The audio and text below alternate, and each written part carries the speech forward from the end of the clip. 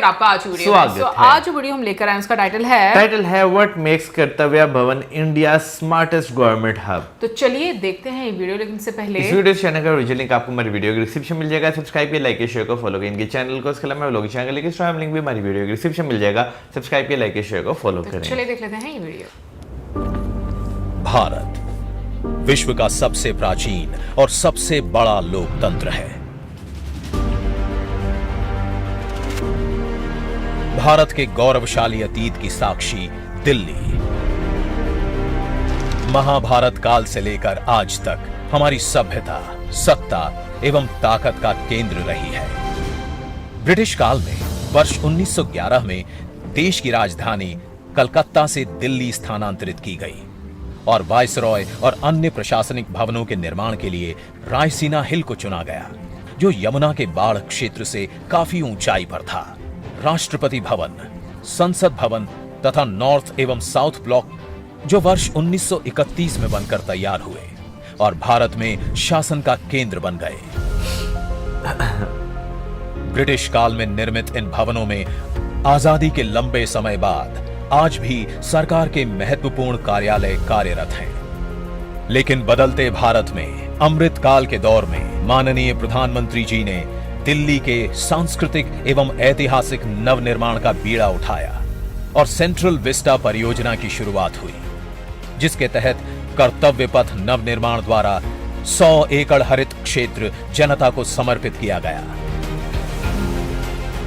साथ ही देश को आधुनिक संसद भवन की सौगात दी गई, जहां से भारत का भविष्य गढ़ा जा रहा है।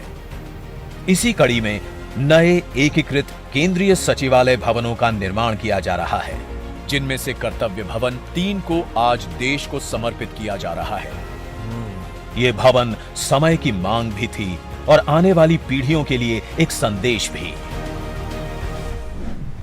भारत सरकार के विभिन्न मंत्रालय अलग अलग स्थानों पर बिखरे थे, जहां आपसी समन्वय द्वारा काम करना दिन प्रतिदिन मुश्किल हो रहा था। इन मंत्रालयों की इमारतें काफी पुरानी होने की वजह से इनमें उचित कार्य वातावरण नहीं मिल पा रहा था।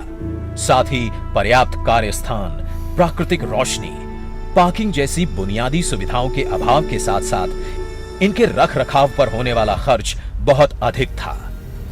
ऐसे में माननीय प्रधानमंत्री जी के इस निर्णय से 60,000 से अधिक कर्मचारी कर्तव्य पथ पर बन रही कर्तव्य भवन की विभिन्न इमारतों से अपने कर्तव्यों का निर्वहन करेंगे। इन इमारतों से मंत्रालयों की कार्य क्षमता एवं दक्षता में वृद्धि होगी और निर्णय प्रक्रिया में तेजी आएगी, जिससे जनता के काम आसान होंगे। साथ ही सालाना करीब 1000 करोड़ रुपए की बचत हो सकेगी, जो विभिन्न मंत्रालयों के ऑफिस के किराए के तौर पर खर्च किए जाते रहे हैं। ये इमारतें वर्षा जल संग्रहण, सौर ऊर्जा एवं ई ऑफिस जैसी आधुनिकतम सुविधाओं से युक्त हैं, जो कर्मचारियों को स्वस्थ, संवेदनशील एवं समर्पित कार्य वातावरण प्रदान करेंगी। साथ ही कर्मचारियों की सुविधा हेतु योग कक्ष, जिम, संगीत कक्ष एवं कैफेटेरिया का भी प्रावधान इन भवनों में किया जा रहा है। नॉर्थ एवं साउथ ब्लॉक के मंत्रालयों को कर्तव्य पथ पर शिफ्ट करने के बाद इनके स्थान पर दुनिया का सबसे बड़ा युगे युगीन भारत संग्रहालय बनाकर ये भूमि फिर से देश की जनता को समर्पित की जाएगी। इस तरह रायसीना हिल से लेकर यमुना नदी तक के 30 लाख वर्ग मीटर क्षेत्र में दुनिया का सबसे बड़ा पब्लिक प्लाजा देश की जनता को मिलेगा। एक नई metro line Indraprastha metro station से शुरू होकर भारत मंडपम, इंडिया गेट, कर्तव्य भवन स्टेशन और युगे युगीन भारत म्यूजियम स्टेशन होते हुए रामकृष्ण आश्रम मार्ग मेट्रो स्टेशन को जोड़ेगी।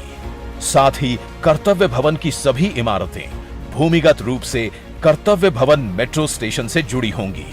इस तरह ये पूरा क्षेत्र एक आधुनिक एवं समग्र दिल्ली मेट्रो नेटवर्क एवं नमो भारत रेल नेटवर्क के माध्यम से जुड़ा होगा, जो न केवल राष्ट्रीय राजधानी क्षेत्र को जोड़ेगा, बल्कि एयरपोर्ट एवं नई दिल्ली रेल इंटरफेस के माध्यम से देश दुनिया को निर्बाध रूप से जोड़ते हुए दिल्ली को विश्व की श्रेष्ठ राजधानी बनाने की दिशा में एक महत्वपूर्ण प्रयास होगा।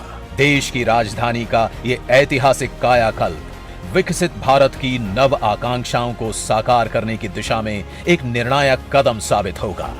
आज दिल्ली अतीत की गरिमा एवं भविष्य के संकल्प को एक साथ लिए आधुनिक भारत के नवनिर्माण एवं युग परिवर्तन की कहानी बन रही है। माननीय प्रधानमंत्री जी के विकसित भारत के संकल्प को साकार करने की दिशा में देश तैयार है एक ऊंची उड़ान के लिए। काफी अच्छी बिल्डिंग बनाई हुई है ना यार। बिल्डिंग से ज्यादा जो है अच्छी चीज ये है कि भाई जितने भी मंत्रालय जो है ना वो सारे एक जगह पर जो है वो आ जाएंगे, क्योंकि ये हकीकत है कि भाई सरकारी काम जो है आप करवाने जाते हैं तो आपको बहुत सारे चैलेंजेस जो है वो देखने पड़ते हैं। सबसे बड़ा चैलेंज जो है वो ये होता है कि भाई फाइल एक कमरे से जो दूसरे कमरे में जाते हुए इतना टाइम जो है वो लग जाता है ना, उसमें बहुत ज़्यादा यानी कि डिलेस जो है ना उसकी वजह से आते हैं। तो मेरा ख्याल है ये अब जो नया भवन बन रहा है उसकी वजह से जो ना वो आपके इश्यूज जो हैं वो ठीक है, डिलेस तो फिर भी होते हैं लेकिन पहले से कम होना शुरू हो जाएंगे। अभी मेरा हमें ये बन चुका हुआ है ना। हाँ जी, हाँ बन गया। वैसे मुझे स्ट्रक्चर सीरियसली बहुत खूबसूरत लग रहा है। स्पेशली मुझे ये चीज़ अच्छी लग रही है कि जो नेचुरल लाइट का जो जिस तरीके से इस्तेमाल किया गया और जो सीलिंग जिस तरीके से बनाई है, ऐसे लग रहा था कि सारा ग्लास का वो बना हुआ है।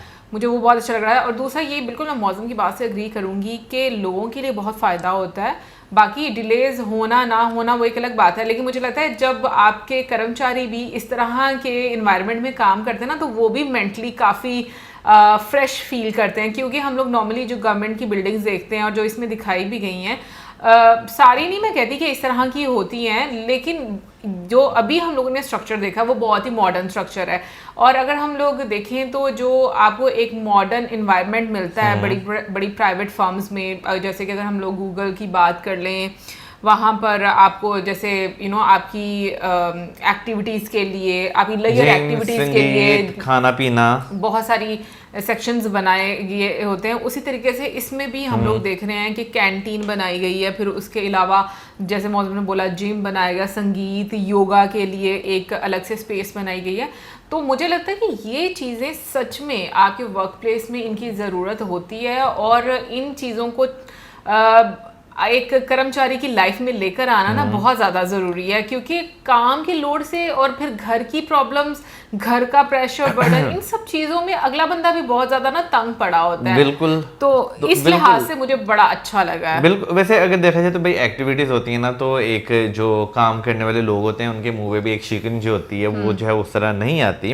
हालांकि वो एक अलग बात है। वैसे यहाँ पर हम लोग देखते हैं गवर्नमेंट के जो एम्प्लॉयज है ना वो वैसे ही उनके शिकन आई होती है। अभी भी आप गवर्नमेंट पे यहाँ पे जो थोड़े से जो उन्होंने अपग्रेड कर दिए हुए हैं, अगर वहाँ पे आप जाए ना तो आप वहाँ पे आपको काफी अच्छी सर्विस जो है वो देखने को मिलती है यहाँ पर भी।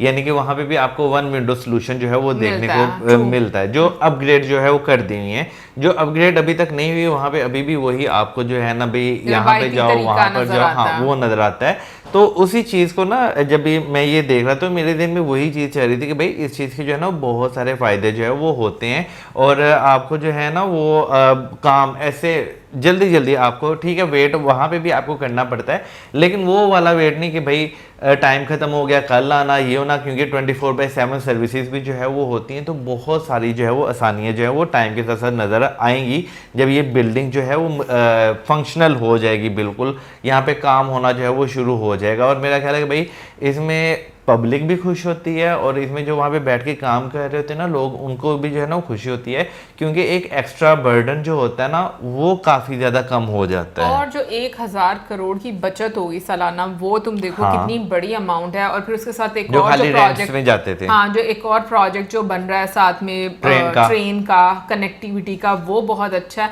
अच्छा वैसे एक चीज़ मैंने नोट की है कि ना अगर जैसे हम फॉरेन कंट्रीज में भी जाते हैं ना ट्रिप के लिए, तो वहाँ पर मैंने ये चीज़ ऑब्जर्व की है कि वहाँ पर लोग ज़्यादातर पब्लिक ट्रांसपोर्ट यूज़ करते हैं। हाँ। मतलब कनेक्टिविटी इतनी अच्छी वहाँ पर की जाती है। जैसे हमारे यहाँ पर मैं देखती हूँ कि बहुत ज़्यादा आपको लोड नज़र आता है, अपनी गाड़ी होनी चाहिए, बाइक्स होनी चाहिए और वो एक अलग से आपको लोड नज़र आता है रोड्स पर भी, और उसका डेफिनेटली एक लोड आपको गवर्नमेंट पे भी नज़र आता है। क्योंकि पेट्रोल की प्राइसेस पता है कि कब बिल्कुल, मर्जी oil फ्लक्चुएट करना शुरू कर import देती करना हैं। पड़ता है। तो मैं ये बात अब सोच रही हूँ, बहुत सारे लोग ना यहाँ पर अक्सर बात करते हैं कि भाई मैं ये नहीं कहती कि और क्षेत्र में काम नहीं करना चाहिए, बट मैं बहुत ज़्यादा ये चीज़ नोट करती हूँ कि बहुत सारे लोगों को इस चीज़ से भी दिक्कत रहती है कि भाई सिर्फ कनेक्टिविटी जो है वो इम्प्रूव की जा रही है, बट मैं ये बात सोचती हूँ कनेक्टिविटी से कितने फ़ायदे हैं, और वो जो एक लाइफस्टाइल चेंज होता है ना, ऐसा ऐसा आपको गवर्नमेंट एक साइड पर कन्विंस कर रही होती है कि आप पब्लिक ट्रांसपोर्ट को इस्तेमाल करो ज़्यादा से ज़्यादा, तो मुझे लगता है कि वो वाकई में एक अच्छा चेंज है। अब लोग कितनी जल्दी उसको अडॉप्ट करते हैं वो लोगों पर भी डिपेंड करता है, बट ओवरऑल अगर मैं देखूं तो मुझे ऐसा लगता है कि अगर एक गवर्नमेंट एम्प्लॉय सिर्फ अच्छे से बात ही कर ले ना आपकी प्रॉब्लम को सुनकर, बड़ी खुशी होती हाँ, है। तो आपकी ना सारी प्रॉब्लम जो है ना वहां पर आधी खत्म हो जाती बिल्कुल है। ऐसे ही है। तो मुझे लगता है कि बिहेवियर चेंज भी बहुत ज्यादा जरूरी होता है। बहुत। बाकी कमेंट सेक्शन में आप जरूर बताइएगा कि आपके वहाँ पर जो गवर्नमेंट एम्प्लॉयज़ हैं और जो डिपार्टमेंट्स हैं गवर्नमेंट के, उनमें कितना चेंज आपको नज़र आता है पहले से लेकर अभी तक। कमेंट सेक्शन में ज़रूर बताइएगा और मिलेंगे आपसे नेक्स्ट वीडियो। सब्सक्राइब करना मत भूलना। Till then good bye.